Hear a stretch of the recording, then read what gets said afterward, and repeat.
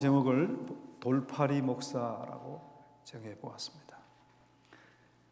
우리가 보통 말할 때 돌파리라고 하는 단어를 제대로 아는 게 중요합니다. 우리가 돌파리라고 할 때는 돌파리 그런 분 안 계시겠죠. 돌파리 의사, 돌파리 목사 할 때는 돌팔이에요. 그게 무슨 뜻인가 하면 돌면서 팔아요.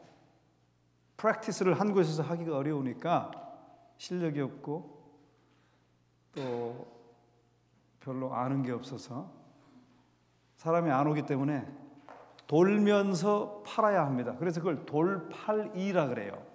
근데 오늘의 말씀의 제목은 돌팔이가 아니고 돌팔입니다.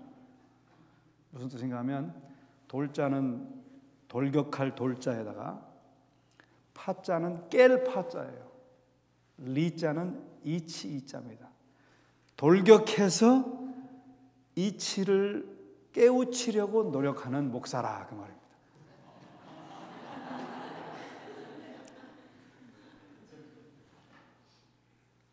돌팔이가 아니고 돌팔입니다. 우리가 어제 또 목요일에 말씀드린 것처럼 성경은 우리가 허물과 죄로 죽었던 너희라고 말합니다. 이사야 1장 5절 6절은 온 머리는 병들었고 온 마음은 피곤하여 발바닥에서 머리까지 성한 곳이 없이 상한 것과 터진 것과 맞은 흔적뿐이거늘. 그래서 디모데후서 2장 26절에는 마귀의 뜻대로 마귀에게 사로잡힌 자들이라 그렇게 말합니다. I'm sorry to say this morning, but the Bible says that. 성경이 그렇게 말하고 있기 때문에 제가 우리의 현 주소를 그저 여러분들에게 말씀에 있는 그대로 소개한 것뿐입니다. 그러므로 우리가 이 마귀의 사로잡힘에서 놓이게 되기를 다 원하십니다. 그렇죠? 한 사람만 아멘 하십니다. 그 사로잡힘에서 다 놓이시기를 원하십니까? 감사합니다. 그래서 우리 하나님께서는 말기암 환자 같은 죄인된 우리를 낫고 치료받고 회복되게 되기를 원합니다. 그러려면 여기 이사야 말씀처럼 전체가 발바닥에서 머리끝까지 성한 것이 없고 상한 것과 터진 것과 맞은 흔적뿐이기 때문에 전체를 다 우리 그분께 드려야 합니다. 전체를 다 어떻게 그분께 드릴 수 있을까요? 제가 첫날 말씀의 제목은 꼭 가야 할 곳이라고 했어요. 꼭 가야 할 곳이 어딘가요? 십자가예요. 하나님이 아닙니다. 십자가예요. 하나님. 두 번째 말씀의 제목은 꼭 드려야 할 것입니다. 꼭 가야 할 곳에 가서 꼭 드려야 할 것이 있어요. 세 번째 제목은 꼭 받아야 할 것입니다. 오늘은 제가 그 드려야 할 것과 받아야 할 것을 같이 하겠어요. 우리가 꼭 드려야 하는데 그분께 전체를 드려야 돼. 그런데 그 전체를 어떻게 드리는가? 전체를 이 강단에 올려놓으면 하나님께 드리는 것입니까? 우리 잠언 23장 7절에 보면 사람의 마음의 생각이 어떠함 같이 그 사람도 그러하다 그랬어요. 이 사람의 전체는 이 마음의 생각이 어떠한 즉 그 사람이 그 위인이 그러하다 그랬어요. 그래서 우리 전체는 사실은 이 마음이 컨트롤합니다. 그런데 불행히도 예레미야 17장 9절에는 만물보다 거짓되고 심히 부패한 것은 뭐라? 마음이라 그랬어요. 그런데 그 말씀을 세 번역을 보면 이렇게 나와 있어요. 만물보다 더 거짓되고 아주 썩은 것은 사람의 마음이니. 간단하게 요약하면 사단이 사기를 쳐서 사람을 사로잡아 사단의 포로가 되게 되었습니다. 근데 이 마음을 컨트롤하는 것이 바로 뭐예요? 자동차를 컨트롤하는 게 뭐죠? 엔진이긴 하지만 자동차를 여러분 운전할 때 뭐만 하면 돼요? 핸들만 하시면 돼요. 마찬가지로 이 썩은 이 부패한 마음의 핸들은 바로 의지입니다. 사람의 본성 안에 있는 지배하는 마음을 지배하는 힘은 바로 의지, 마음의 운전대예요. 그런데 불행히도 이 마음의 운전대 의지는 타락으로 인해 사단의 지배하에 들어가 버렸습니다. 그래서 그 이후로 사단은 언제나 그 자신이 기뻐하는 뜻을 따라 역사함으로 사람의 완전한 멸망과 불행을 도모해 왔습니다. 로마서 6장 16절에 너희가 너희 자신을 종으로 들여 누구에게 순종하든지 그 순종함을 받는 자의 종이 되는 줄을 너희가 알지 못하는. 범죄함으로 그 의지를 사단에게 강탈당해 버렸습니다. 그 강탈당한 의지를 우리는 다 가지고 태어났어요. It belongs to Satan. 사단에게 소유되어져 버렸습니다. 그러나 우리의 무한하신 하나님의 희생은 독생자 예수 그리스도를 주셔서 죄를 위한 희생 제물이 되게 하심으로 그분의 정부의 원칙을 하나도 깨뜨리지 않고 그분께서 이렇게 말씀하실 수 있게 했어요. 이제 내가 값을 치루었으니, 의지의 값을 치루었으니, 죄값을 치루었으니 그 의지를 이제 give it to me, give it back to me, 나에게 주라. 이렇게 말합니다. 잠언 23장 26절에는 이렇게 말하죠. 내 아들아 내 마음을 내게 주며. 우리 하나님께서 우리에게 말하는 거예요. 내 아들 딸들이여 너희들의 마음을 내게 주오. 왜 그렇게 의지를, 그 마음을 달라고 하십니까? 왜 그렇게? 첫째, 아까 예레미야 17장의 말씀처럼 그것이 만물보다, 그 마음, 즉 마음의 운전대인 의지가 만물보다 더 거짓되고 아주 썩은 것이기 때문에 달라고 하는 것입니다. 여러분 그게 믿으십니까? 영감의 글에 보면 정록이단이 이렇게 말합니다. 그런데 그것을 드리기가 어렵다고 생각한다. 그러한 말을 듣기를 부끄러워하고 기록하기도 부끄럽다. 여러분 제가 어제 그제 말씀드렸죠. 구데기가 가득 차고 똥덩어리인데, 여러분 그건 거룩한 말이었어요. 사도 바울이 배설물이라고 말했잖아요. 오물이라고 말했어요. 메시지 성경에는 독덩이라고 표현되어 있습니다. 성경 말씀이에요.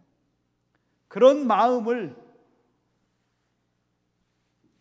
하나님께 달라고 그러는데, 버려버리라고 하는데 버리기가 어렵다, 또 그렇게 하기가 힘들다고 말하는 것을 듣기도 부끄럽고 쓰기도 부끄럽다. 그래서 영감이 그래, 쓰기도.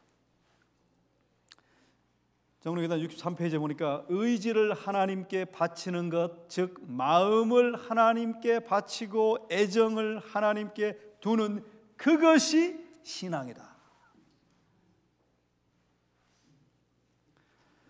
그 다음에 여러분, 첫째는 그러니까 그게 썩은 것이기 때문에 버리라고 하는 거예요. 십자가에 버리라고 하는 거예요. 하나님께 드리라고 하는 거예요. 십자가에 버리라. 둘째는 썩은 것, 부패한 것 십자가에 버리면 새 것으로 주시려고 우리에게 달라고 하십니다. 산상보훈 60페이지에 우리의 의지를 순결하고 깨끗하게 된 상태로 다시 돌려받기 위하여 우리는 그것을 하나님께 드려야 하며. 여러분, 우리 악한 우리들도 누가 뭘 주면 또 뭘 줘요? 뭘 줘. 제가 우리 여기 올 때 김승동 목사님 댁에서 이제 한 3일 자야 되기 때문에 뇌물을 좀 가지고 왔어요. 제 처가 빵을 굽고 찐빵을 구워가지고 뇌물을 쫙 줬어. 그랬더니 또 맛있는 밥을 쫙 해줘서. 여러분, 악한 우리도 주면 또 다시 줄 수 있잖아요. 다시 주려고 하지 않습니까? 세상에서도 헌 집 주면 새 집 줍니까? 줘요, 안 줘요? 미국은 그게 없지만 한국에 가면 여러분 재개발 아파트 있잖아요. 재개발을 딱 지정되면 헌 아파트 주면 새 집 딱 줘서 주대. 여러분, 사람도 그렇고 세상도 그렇잖아요. 하물며 우리 하나님께서 우리가 드리면 그냥 받고 가만히 입 씻고 계시겠어요?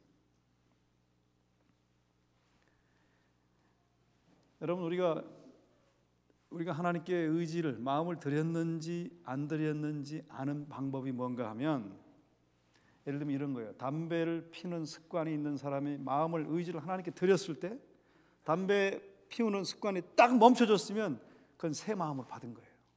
근데 그게 안 멈춰졌으면 아직 완전히 드린 게 아니에요. 그렇게 쉽게 생각하시면 됩니다.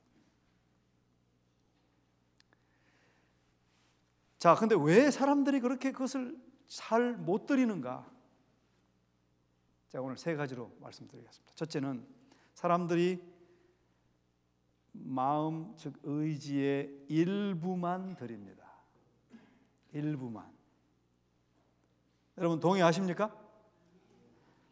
그저 막연히 선함과 성결함에 대하여 갈망한다. 갈망하는 데서 그치면 그것은 아무 소용이 없다. 많은 사람들이 그리스도인이 되려고 희망하고 소원만 하다가 멸망하게 될 것이다. 왜냐하면 왜 그리스도인들이 교회를 나오고 파틀락을 하고 봉사를 하고 집사를 하고 장로를 하고 목사를 하는데 그리스도인이 되고 희망하고 소원만 하다가 멸망하게 된다고 했어요. 왜냐하면 저들은 저희 의지를 하나님께 온전히 굴복하는 데까지 이르지 않기 때문이다. 일부만 드린다 그거예요. 우리의 마음을 차지하고 있는 다른 많은 것들이 있습니다. 돈을 사랑하고 재물을 탐하는 것, 멋진 집을 사고 멋진 자동차를 사고 멋진 가구를 들여놓는 것, 정죄하는 건 아닙니다. 쇼핑 중독증. 어떤 사람들은 꼭 쇼핑몰에 한 번씩 가야 돼. 중독이에요, 중독. 습관적으로 가야 돼. 콧구멍에 바람을 쐬야 돼. 어떤 사람은 좋아하는 기호식품, 커피, 갈비. 어떤 사람은 좋아하는 운동이 있어요. 어떤 사람은 좋아하는 연속극이 있습니다.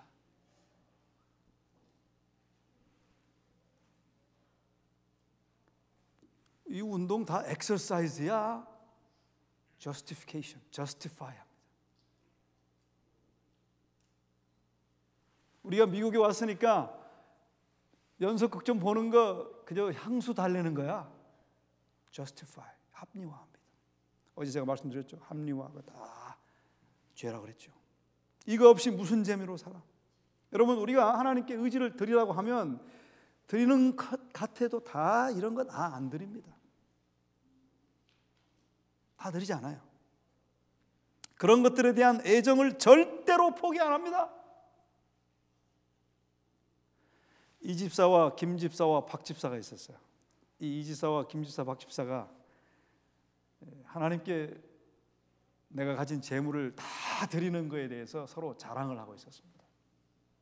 이 집사가 나는 내가 하나님께 내 가진 모든 것을 이렇게 드립니다.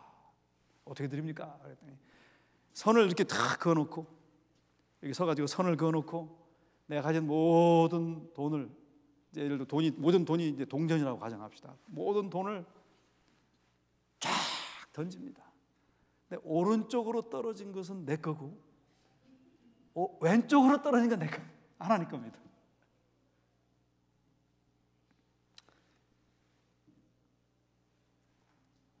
그랬더니 이 집사가 그렇게 말하니까 김 집사가 뭐라는가 하면, 이거 그렇게 하는 것은 다 드리는 게 아니에요. 나는 이렇게 합니다. 원을 그려놓고 그 앞에서 모든 걸 던집니다. 원 안에 떨어지는 것은 하나님 것이고 밖으로 나가는 건 다 내 겁니다. 드렸으니까. 근데 이 김 집사가 한숨을 탁 쉬더니, 그렇게 해서 어떻게 다 주님께 드리겠습니까? 저는 이렇게 드립니다. 모든 것을 제가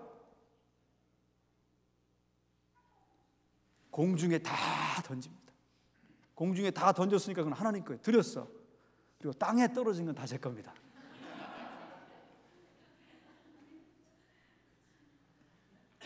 여러분, 영감에 우리 예언의 신에 보니까 정로계단에 우리가 크게 버려야 될 것 세 가지를 말합니다. 첫째는 재물의 신. 돈을 사랑하고 재물을 탐하는 것은 사단에게로 붙들어 매는 금 사슬이다. 돈을 사랑하고 재물을 탐하는 것은 사단에게 우리를 묶어버리는 금사슬이에요. 금사슬. 두 번째는 명망과 세속적 명예를 숭배하는 것을 버리라고 합니다. 유명해지는 것, 세속적으로 출세하는 것. 목사들도 출세하기 원해요. 좀 큰 교회 가기 원하고 합회 뭐 하기를 원하고, 다 그 죄입니다. 세 번째는 이기적인 편안함. 이 교회 와 보니까 380명, 400명 먹이는 데서 깜짝 놀랐어요. 여러분, 여러분의 수고에 다시 한번 감사드리며 하나님께서 더 크게 축복하시기를 바랍니다. 그것이 바로 여러분을 살리는 거예요. 근데 이기적인 편안함, 그거 하기 싫어해. 그 다음에 영감의 글에 있는 그대로입니다. 이기적인 편안함과 책임으로부터 자유하려고 하는 생애가 우상인 사람들이 있다. 책임을 맡기면, 직분을 맡기면, 난 직분 안 하고 난 뒤에서 도와드릴게요. 다 우상이라 그랬습니다.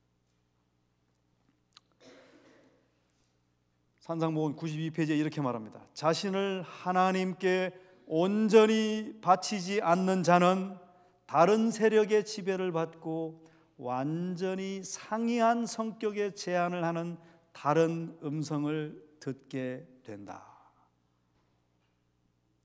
반만의 봉사를 하게 될 때 인간은 흑암의 군대의 훌륭한 동맹자로 원수의 편에 서게 된다. 반만 드리면, 일부만 드리면.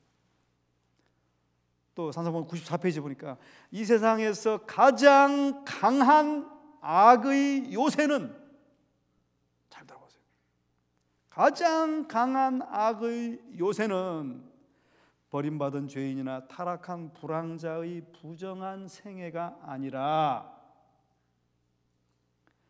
밖으로는 덕망 있고 존경할 만하고 고상해 보이나 실제로는 모든 마음을 다 들이지 않고 죄를 품고 악이 깊숙이 침투해 있는 생애이다. 거기 제가 모든 마음 다 들이지 않고는 제가 거기다 가로 열고 놓고 넣었어요. 왜냐하면 죄를 품고 악이 깊숙이 침투한 생애는 다 들이지 않은 생애니까. 그게 뭐라 그랬어요? 가장 악하고 가장 강한 악의 요새는 버림받은 죄인이나 타락한 불황자의 부정한 생애가 아니고 밖으로는 덕망 있고 존경할 만하고 고상해 보이나 실제로는 완전히 들이지 않은 자의 생이라. 여러분, 아우구스티노 성자는 이렇게 말했습니다. 이 세상에서 다음과 같은 것보다 하나님을 기쁘게 해드리는 일은 없습니다. 즉 하나님 우리 모두를 드립니다. 가지십시오. 첫째는 그래서 사람들이 일부만 드립니다. 일부만 헌신해요. 둘째는 이거 굉장히 중요한 이야기입니다. 정로교단 5장을 잘 살펴보면 사실은 제목이 헌신이라고 되어 있습니다. 제가 조금 얘기를 드리자면 6장은 드림과 받으심이에요. 근데 5장은 헌신이거든요. 근데 번역이 조금 좀 흡족하지 않습니다. 영어로는 consecration인데 이 consecration은 사실 캐톨릭 교회에서 사용하는 단어입니다. 성축이라고 하는 단어예요. 그게 일종의 그 세레모니예요. 세레모니. 캐톨릭 교회. 사제들이 이제 완전히 사제가 되기 위해서 하나님께 드려질 때 그걸 영어로 consecration 하고 그걸 한국말로는 성축 이렇게 번역해요. 그래서 사실은 그 consecration이라는 번역이 헌신은요 맞긴 맞지만 흡족하지 않습니다. 그러니까 6장에 비추어서 5장의 제목을 번역한다면 저 같으면 드림이라고 번역하고 싶어요. 드림. 그래야 6장에서 믿음과 받으심이 되거든요.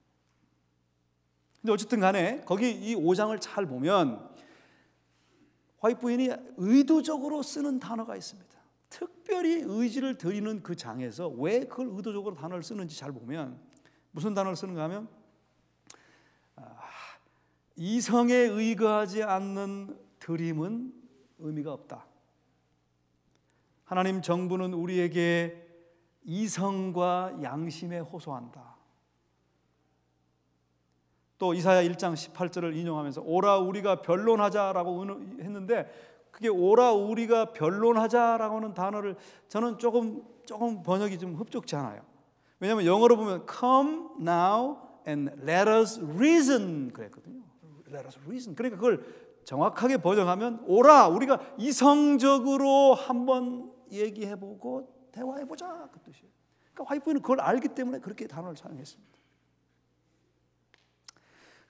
그 다음에 화이트부인이 그렇게 한 다음에 거기다가 기꺼이 그리고 이성적으로 드리지 않는 것은 받지 않는다 그랬어요. 기꺼이 그리고 이성적으로. 여러분 제가 이 대목에서 시간이 조금 있기 때문에 말씀드리는데 우리의 뇌는 이성뇌와 감성뇌가 있어요. 다 아시죠? 다 아십니까? 그런데 우리의 의지가 어느 뇌에 있습니까? 의지가 어느 뇌에 있어요? 이성뇌에 있습니다. 그런데 이 뇌는요 한쪽이 커지면 한쪽은 작아집니다. 시소예요. 시소. 감성뇌가 커지면 이성뇌는 작아집니다. 이성뇌가 커지면 감성뇌가 작아져요. 균형을 잡아야 되는데 오늘날 많은 사람들이 심지어는 교회까지도 감성뇌를 자극하고 감성뇌가 커져 있습니다. 뭘 통해서 그렇게 합니까? 뭘 통해서? 경배와 찬양을 통해서 그렇게 합니다. 우리 교회 정도는 괜찮습니다. 그러나 일반 개신교회 하면 막 30분씩 경배와 찬양을 해요. 그러면 은혜를 받고 눈물을 흘립니다. 감성뇌가 커지고 자극을 받고 눈물을 흘려요. 그리고 주님께 드려봤자 감성뇌가 드려지는 건 거기는 의지가 없어요. 그러므로 의지가 드려지지 않기 때문에 의지는 선택력이고 결정력인데 의지가 드려지지 않으니까 품성병화는 꽝이에요. 꽝 일어나지 않습니다. 성령님이 역사하셔서 의지가 강화되고 그래야 선택력이 강화되고 하나님의 뜻을 선택하게 되고 그 다음에 그 선택을 통하여 계속 삶이 변화되는 거예요. 그러니까 화이트부인이 여기 드리는 장에서 후태여 그 단어를 사용하는 이유는 우리에게 이성뇌가 자극이 되고 이성뇌 안에 의지를 하나님께 드리고 그래야 그 의지에 성령님이 역사하셔서 올바른 선택을 하고 올바른 선택을 통하여 품성이 형성돼 가는 거예요. 완전히 사단은 지금 오늘날 바벨론화된 교회에서 감성뇌를 자극시키는 예배 형태를 통하여 그들이 은혜 받는 것 같지만 변화는 일어나지 않습니다.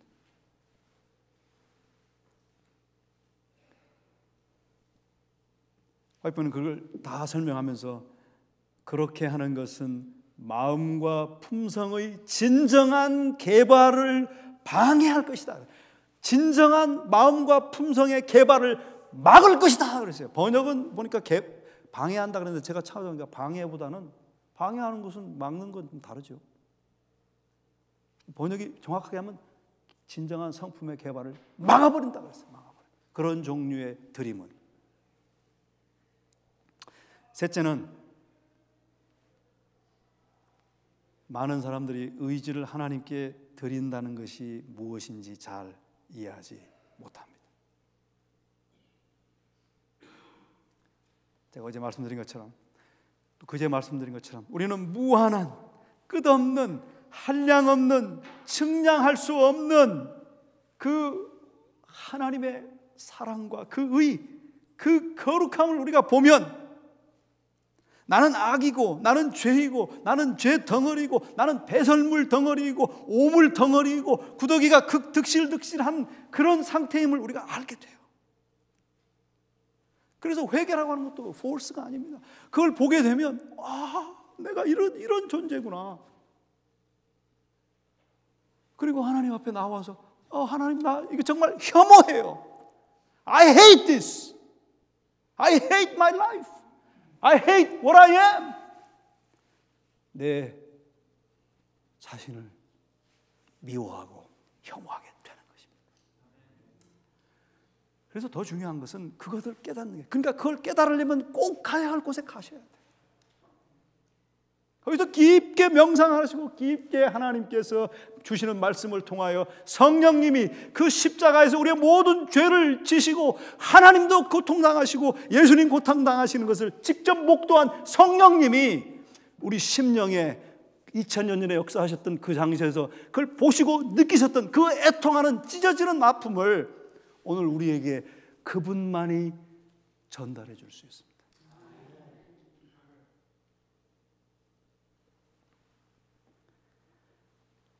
그럴 때 우리가 우리 자신을 혐오하게 됩니다.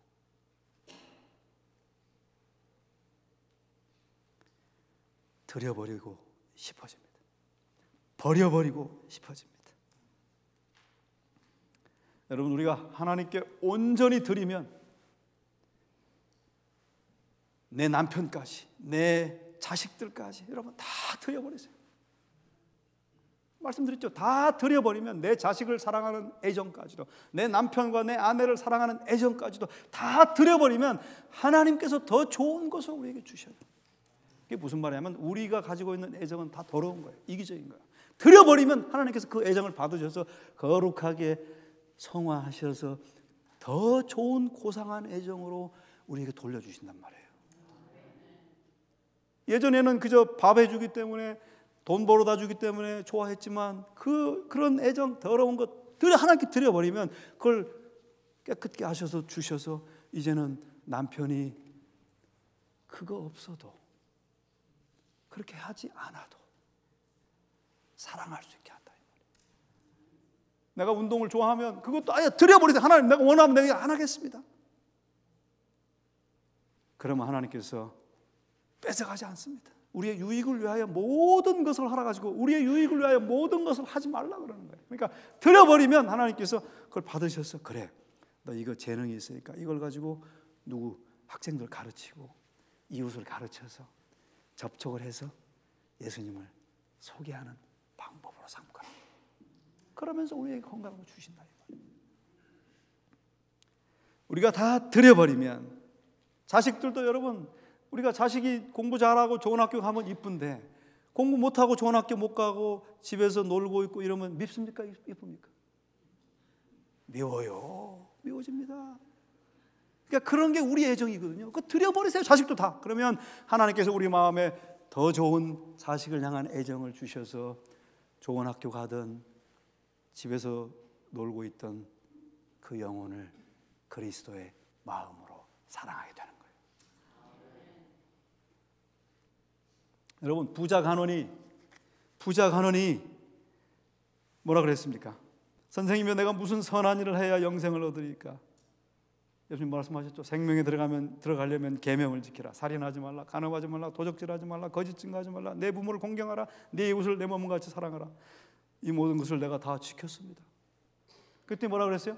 가서 네 소유를 팔아 가난한 자를 주라. 그랬더니 뭐라고 나옵니까? 가장 슬픈 스토리. 우리도 이렇게 될 수 있어요. 그 청년이 재물이 많음으로 말씀을 듣고 근심하여 가니라. 다 드리지 않았다 이거예요. 다 드리라 그러니까 여러분들 다 드리라 그러면 근심하여 갈 사람이 많습니다. 아니, 전부일 거예요. 전부.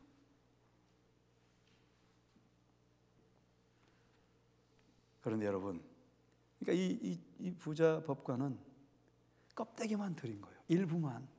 자기 좋아하는 건 다 재물.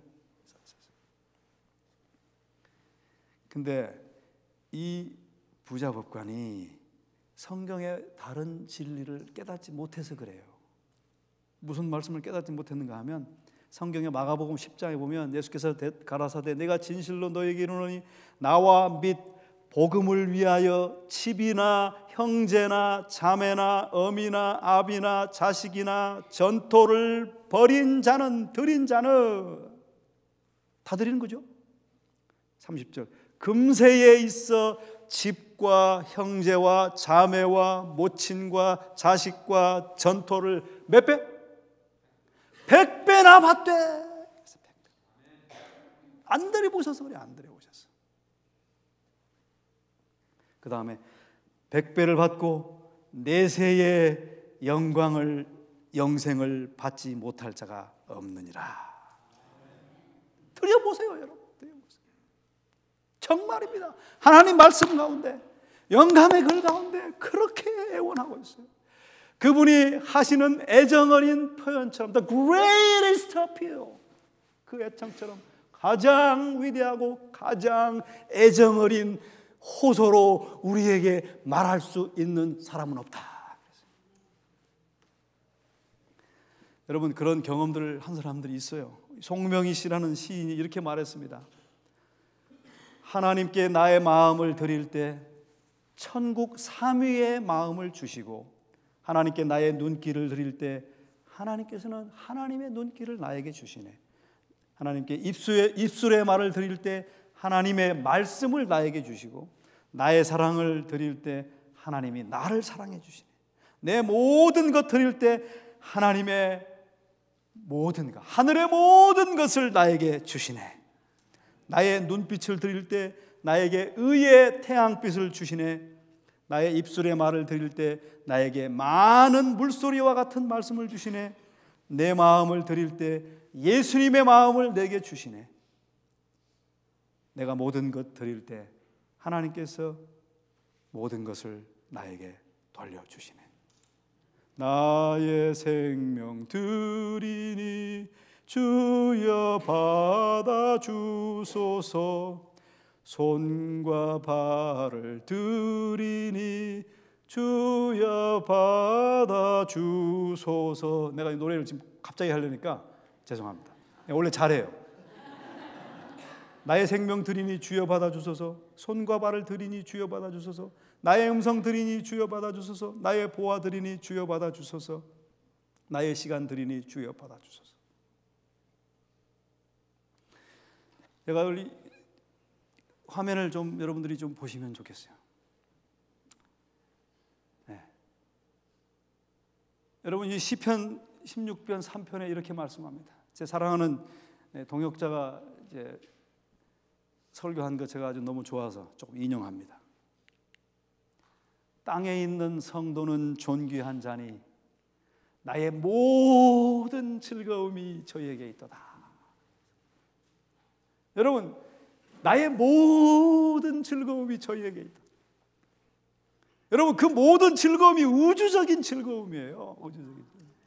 그 모든 즐거움이 누구에게 있대요? 우리에게 있다. 어떤 즐거움이 우리에게 있을까요? 우리 하나님께서는 예수님을 통하여 그분을 이 땅에 나타내시고, 이 땅의 부모들도 여러분 보십시오. 저렇게 허리가 굽은 할머니가 아픈 자식을 위해서 밥을 먹여주고, 여기 이 그림에는 잘 씹을 줄 모르는, 씹을 수 없는 병자인 딸에게 아버지가 씹어서 입에 넣어주는 거예요. 얼마나 아름다운 사랑. 그러나 여러분, 우리 하나님께서는 우리가 지금 씹을지 잘 모르고 말씀도 잘 씹을지 모르잖아요. 말씀 잘 먹을 줄 몰라도 저렇게 지금 옆에서 대주시고 씹어서 주시고 싶어 원하세요.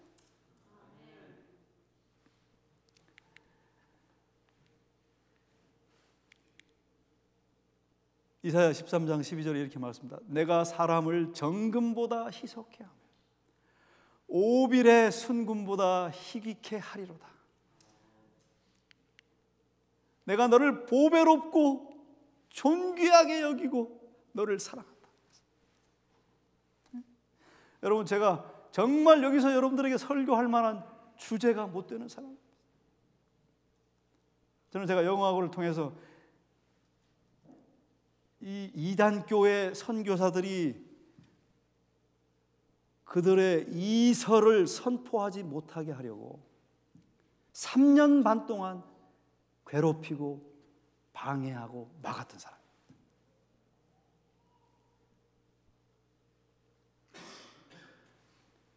근데 우리 예수님께서는 저렇게 나에게 씹어서 말씀을 주고 싶으셨어요. 말씀을 주고 싶으셨어요. 나를 정금보다 희석해 하시고 순금보다 희귀케 하시려고 나를 정말 보배롭고 존귀하게 만들어서 그렇게 여기고 사랑하시는 마음이 계속 나한테 있었어요.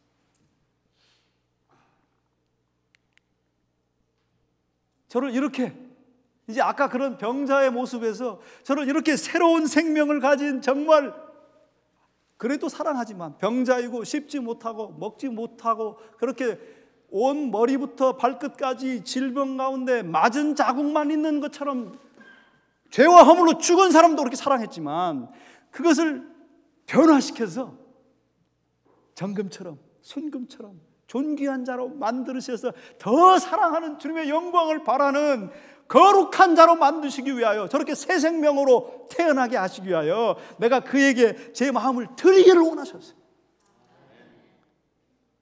제가 3년 반 동안 그렇게 괴롭혔습니다. 재림교회 이단교회들, 이단교회 끈아풀들 철저하게 괴롭혔습니다. 근데 어느 날 제가 밤 새벽 1시 반인데 혼자 제가 부대에서 M16 총을 들고 근무를 서고 있었습니다. 제가 그렇게 괴롭혔는데 그 선교사는 나에게 Brother Saul, God loves you. 그러면 제가 뭐라 그랬겠어요? Just beat it. Knock it off. 신경 꺼. 그렇게 했어요. 근데 그날 저녁에 저는 그렇게 계속 사랑으로 대하는 그들이 너무 이상해서 깊게 생각을 했습니다. 하나님, 당신이 정말 계시나요?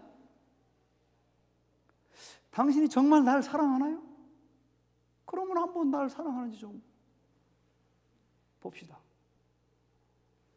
그 영어로 하면 define, 도전적으로 하나님, 그럼 한번 보여주시오. 그럴 때 제가 나중에 그 몰랐어요. 근데 그 순간 이제 제가 첫날 말씀드렸지만 a ray of light, a gleam of light이 제 마음에 팍 들어오면서 갑자기 제 심령에 기쁨과 즐거움이 막 터질 듯 하는 거예요. 눈물이 막 하염없이 그때부터 쏟아지기 시작하는 거예요. 저는 생애 처음으로 제가 총을 놓고 무릎을 꿇고 하나님 앞에 그 추운 땅바닥에서 기도를 드렸어요. 그때 제가 제 마음을 하나님께 드린 거예요. 주보셔. 태도는 그랬지만 제 마음은 한번 줘보세요 라고 했을 때 하나님께서 제가 거듭나게 도와주셨어요. 저는 그 뒤로 몇 개월 동안 잠을 잘 수 없었어요. 그 기쁨이 너무 충만하고 막 가슴이 막 터져버릴 것 같아요. 제가 그때 당시에 한참 유행하던 터질 거예요라는 노래가 있었어요.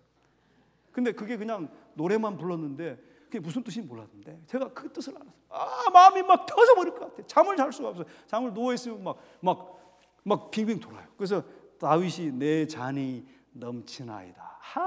나중에 보니까 그 말이야. 나중에. 그래서 잠을 잘 수가 없어요. 2시에 3시에 일어나가지고 파킹lot 내려가서 다른 가족들 자니까 몇 시야?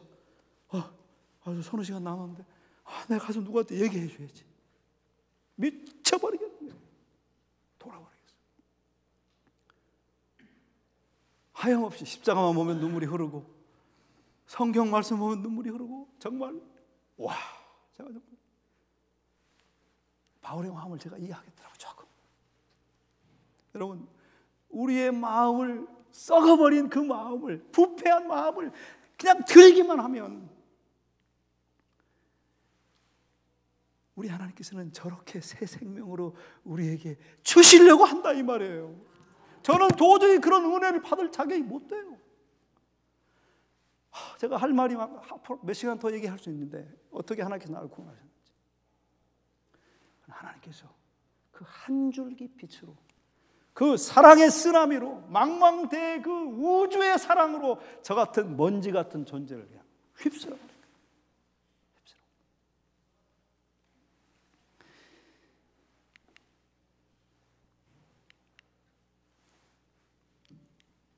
여러분 여기 세월호, 제가 정치적인 얘기 하고 싶지 않습니다. 세월호에 자식을 잃었던 어머니가 이렇게 말했습니다.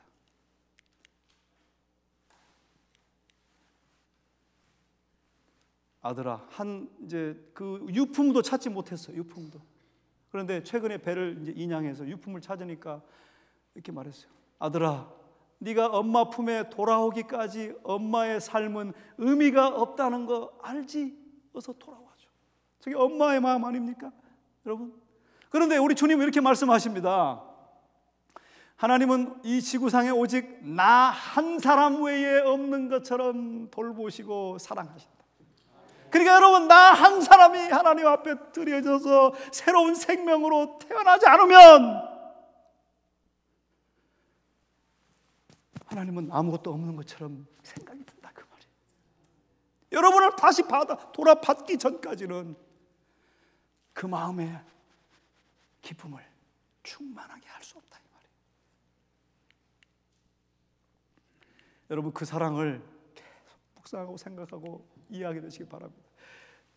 성도와 함께 지식에 넘치는 그리스도의 사랑을 알아 그 넓이와 길이와 높이와 깊이가 어떠함을 깨달아 하나님의 모든 충만하신 것으로 너에게 충만하기를 구하노라.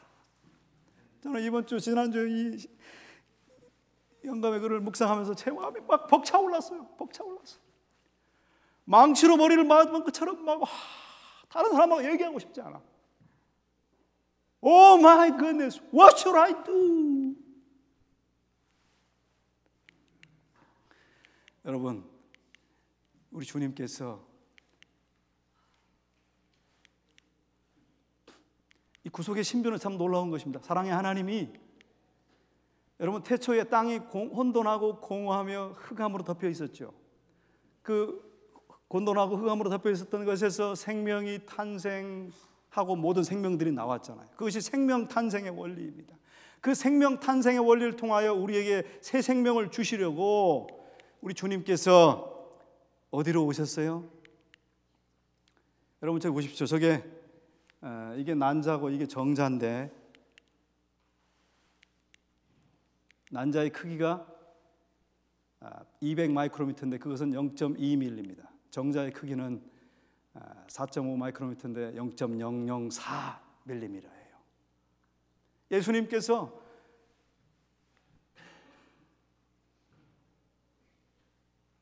마리아의 난자에 0.004. 여러분 제가 어제 보여드렸죠? 그 수많은 별들을 호흡으로 창조하신 그분이 0.004의 난자가 아니겠죠. 성령으로 오셔서 그 생명을 이루는 흑암과 혼돈과 공허 가운데 오셨어요. 얼마 동안 거기 계셨어요? 얼마 동안? 10개월 동안 공허와 혼돈과 암흑 속에서 계셨어요. 저렇게 작은 존재로 오셨어요. 누구를 위해서? 여러분과 저에게 새로운 생명을 주시기 위해서 그러셨다 이 말이에요. 우리가 가지고 있는 건 다 썩어버린 것들이에요. 다 똥이라고요. 여러분, 그걸 경험하셔야 돼요. 그걸 아셔야 됩니다. 들으셔야 돼. 다 들으시기 바랍니다. 그래서 생명이 탄생돼가지고 우리를 그 역사를 통하여 새 생명을 주려고 하시는 거예요. 여러분, 십자가에 예수님을 못 박았어요, 마귀는. 그러나 여러분, 이 말씀 가운데 놀라운 은혜가 있어요. 아가서 5장 16절에 보면 그 형상은 레바논 같고 백향목처럼 보기 좋고 입은 심이 다니 그 전체가 사랑스럽구나. 예루살렘 여자들아, 이는 나의 사랑하는 자요, 나의 친구. 우리를 뭐라 그랬어요? 여기서 백향목이라 그랬어요. 백향목. 마귀는 예수님을 죽이기 위하여 십자가에 못 박았지만 예수님을 못 박은 그 십자가는 백향목이에요. 백향목. 그래서 그 십자가는 예수님과 백향목인 우리를 영원히 다 하나로 만들어 주셨어요.